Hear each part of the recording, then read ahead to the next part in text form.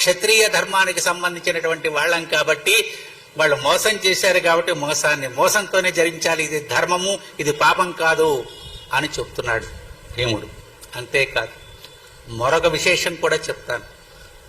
ఎన్ని సంవత్సరాలు అంటున్నాడు కదా, ఆల్రెడీ మనం 12 నెలలైంది, వచ్చి 12 నెలలైందనమాట. కాబట్టి తథా భారత ధర్మేషు ధర్మైరిహ దృశ్యతే అహోరాత్రం మహారాజ తుల్యం సంవత్సరేణ.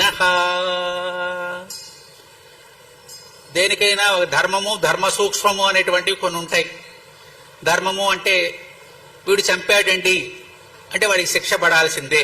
ముందుగా వాడు హత్య చేశాడండి అనగానే ఓ హత్య చేసేసాడండి, ఇంకేముంది వాడికి కారాగార శిక్ష లేకపోతే ఉరి శిక్ష పడుతుందని మనం అంతా కూడా అనుకుంటూ ఉంటాం.